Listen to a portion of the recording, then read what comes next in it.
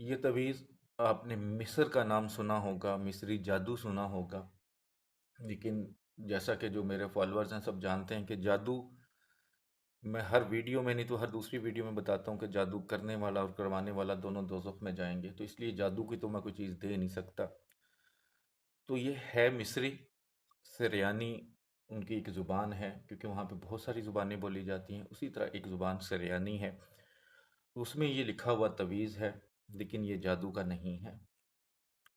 इंशाअल्लाह जिसके लिए भी लिखेंगे वो आपके लिए तड़पेगा, आपके बगैर रहना उसके लिए मुश्किल क्या नामुमकिन हो जाएगा। जब इस हद तक आप किसी से मोहब्बत के लिए करना चाहेंगे तो वो मोहब्बत भी फिर जायज़ होनी चाहिए। सबसे पहली मोहब्बत तो मियाँ बीवी की है। अगर मियाँ बीवी में कोई नाराज़गी चल रही है, मोहब्बत नहीं है, तो करने की इजाज़त है। बच्चे आपस में बहन भाई जैसे होते हैं, लड़ पड़ते हैं, मोहब्बत नहीं है कर सकते हैं। वालदेन के लिए या वालदेन बच्चों की मोहब्बत के लिए कर सकते हैं। किसी से आपका निकाह का इरादा है, वादे करके कस्में खा के झूठ बोल के गायब होने की कोशिश कर रहा है या भाग गया है, उसके दिल में दोबारा मोहब्बत डालने के लिए कर सकते हैं। या किसी को आप पसंद करते हैं लेकिन वो शादीशुदा नहीं है या उसकी कहीं मंगनी वगैरह नहीं हुई, क्योंकि ऐसा ना हो कि आप जिसे पसंद करते हैं वो भी किसी को पसंद करता हो, तो फिर ये नाजायज़ बात है कि आप अपनी पसंद का तो ख्याल रखें लेकिन दूसरे की पसंद का ना रखें। तो ऐसी मोहब्बत जो निकाह की तरफ आपका जहन लेके जाए, जिसमें कोई हवस ना हो, कोई लालच ना हो, तो जायज़ मोहब्बत जो आप समझते हैं उसके लिए कर सकते हैं। नाराज़ दोस्त को एग्री करने के लिए कर सकते हैं, लेकिन नाजायज़ बिल्कुल नहीं करेंगे, वरना इसका नुकसान के ज़िम्मेदार आप खुद होंगे। ये तवीज़ आप जुमे वाले दिन लिख लें, ज़्यादा बेहतर है। वरना आप अगर आम दिनों में लिखना चाहें तो लिख सकते हैं। जब सूरज निकलता है अपने मुकामी वक़्त के मुताबिक, उससे 1 से डेढ़ घंटे के अंदर-अंदर लिख लें। वरना जुमे वाले दिन किसी भी टाइम लिख लें, ज़्यादा मुजर्रब है, लेकिन वरना किसी भी टाइम लिख सकते हैं, इजाज़त है। सबसे पहले तो आपने 3 तवीज़ बनाने हैं एक जैसे। जैसे कि ये मैंने सादा कागज़ लिया, 16 खाने बना दिए, आप भी 16 खाने बना दें। जिस चाल के मुताबिक मैं बताऊं, बल्कि चाल क्या, इसकी सिंपल सी चाल है, उस चाल के मुताबिक इसको बना लें। फिर जिस तरीके से इसका इस्तेमाल बताऊं उसी तरीके से आपने इसका इस्तेमाल करना है, ठीक है। वीडियो पूरी देख लिया करें, वैसे आपकी ज़िंदगी के सवाल बने होते हैं, लेकिन आप वीडियो कोशिश करते हैं कि मेरी ज़िंदगी का मसला हल हो जाए लेकिन मैं 5 मिनट ना दूं। आप सिर्फ 1 मिनट में चाहते हैं कोई रोटी पकाए और आपके मुंह में डाल दे, इस तरह काम नहीं होते। थोड़ा सब्र रखा करें अपनी लाइफ में। अल्लाह ताला आप सबके लिए आसानी करे। यहाँ से शुरू करें। ठीक है, मैं पहले बता चुका हूँ, ये मिस्री ज़ुबान में लिखा हुआ है खोला। ठीक है, खोला।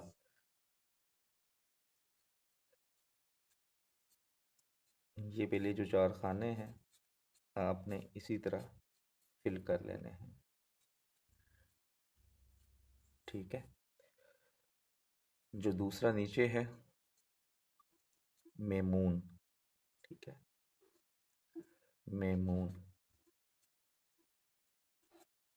मेमून के वैसे जो उर्दू में होते हैं वो नेक हैं। ठीक है, ये मैं थोड़ा सा जानता हूँ तो इसलिए, वरना मैं बेसिकली उर्दू हूँ या पंजाबी हूँ, तो फिर इन तरह की जो ज़ुबानें होती हैं वो मुश्किल हो जाती हैं पढ़नी। खोला का जो मतलब होता है वो तसव्वुर है। बाकी मुझे इतनी नहीं इसकी ज़ुबान समझ आती, क्योंकि ये मुझे किसी ने गिफ्ट दिया था तो मैं अब तक पहुँचा रहा हूँ। बख्तानूश। ठीक है,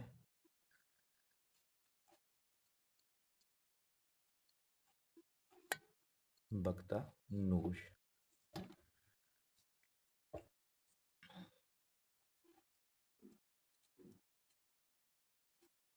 ये चारों खाने इस तरह फिल कर दें। बख्तानूश। जो नीचे वाला 4 खाने हैं यहाँ पे अख्तून, अख्तून, अख्तून। लिखने से पहले सदका खैरात ज़रूर कीजिएगा, वो मिस ना कीजिएगा। और पाक साफ़ हालत में लिखना है, बावज़ू हालत में लिखना है। बेहतर है कि गुस्ल कर लें, कपड़ों को खुशबू लगा लें। कोई हैज़ वाली औरत ना लिखें, कोई हैज़ वाली औरत आपके पास भी ना हो, बच्चा भी ना हो, जानदार की तस्वीर ना हो जब इसको लिखें। तो ये इस तरह आपने 3 नक्श लिखने हैं। नीचे सबसे पहले आपने जो मतलूब है उसका नाम लिखना है, फलां बिन फलां। उसके आगे अलाहुब, अपना नाम, ठीक है, फलां इब्ने फलां। अगर आप औरत के लिए लिख रहे हैं तो यहाँ बिन्नत आ जाएगा, ठीक है। यहाँ पे आपने अपना नाम बिन माँ का नाम। अगर आप मर्द के लिए लिख रहे हैं तो फलां बिन फलां, इसके आगे फलां बिनते फलां आएगा, ठीक है। ये ख्याल रखिएगा जहाँ पे औरत आएगी। तो ये नक्शा आपने इस तरह 3 लिखने हैं एक ही वक्त में, ठीक है। जब बैठ जाए तो तीनों तवीज़ आपने लिख लेने हैं सादा कागज़ पे जिस तरह आपको समझाया। उसके बाद आपने इसको फोल्ड कर लेना है जितना आप इसको फोल्ड कर सकें। फोल्ड करने के बाद आपने इसके ऊपर कोई टेप कर देनी है ट्रांसपेरेंट, एक तवीज़ के ऊपर, ठीक है। बल्कि 2 तवीज़ों के ऊपर आप टेप कर सकते हैं, नहीं तो एक पे ऊपर कर लें, वो मैं तरीका बता देता हूँ। एक पे आप टेप कर लें अच्छी तरह, और रेड कलर का कोई कपड़ा ले लें या धागा ले लें ताकि इसके अंदर पानी ना जा सके। तो किसी भी फलदार दरख्त के साथ, अगर फलदार नहीं है तो कोई भी ऐसा दरख्त जिस पे कांटे ना हों उसके साथ आप इसको लटका दें। दूसरा जो तवीज़ होगा उसको फ़ौरन जला दें। बना लिया है तो उसको जला दें, किसी भी आग पे जला सकते हैं। राख उठा के बाहर फेंक दें या जिधर पड़ी है पड़ी रहने दें, कोई इशू नहीं है। जो तीसरा तवीज़ है, अगर तो महबूब जिसके लिए आप कर रहे हैं वो घर में रहता है तो फिर उसको किसी भी तरह पिला दें, पानी में डाल के पिला दें। यानी कि कच्ची स्याही से बना लें, पानी में डाल लें या चाय वगैरह में, शरबत वगैरह में डाल दें। वो एक आधे घंटे में स्याही निकाल देगा तो बाद में उसे पिला सकते हैं। अगर महबूब दूर रहता है, असल सवाल तो ये होगा फिर कि अगर महबूब दूर रहता है, उसको पिला नहीं सकते, खिला नहीं सकते, तो फिर आपने तीसरे तवीज़ को बहते हुए पानी में बहा देना है। कोई भी पाक साफ आपके पास पानी हो, चाहे दूर हो, आपने बहा देना है। लेकिन उसमें एक चीज़ है कि जब बहाने के लिए निकलना है तो आपने या वदूदों का विरद रखना है जब तक घर वापस नहीं आते, और कोशिश करें रास्ते में किसी से बात ना हो आपकी, ठीक है। तो इस तरह इन चीज़ों का आप इस्तेमाल कर लें। इंशाअल्लाह ताला जिस बंदे या बंदी का इस पे नाम लिख देंगे आप, इंशाअल्लाह चंद ही दिनों में आपकी मोहब्बत में पागल हो जाएगा।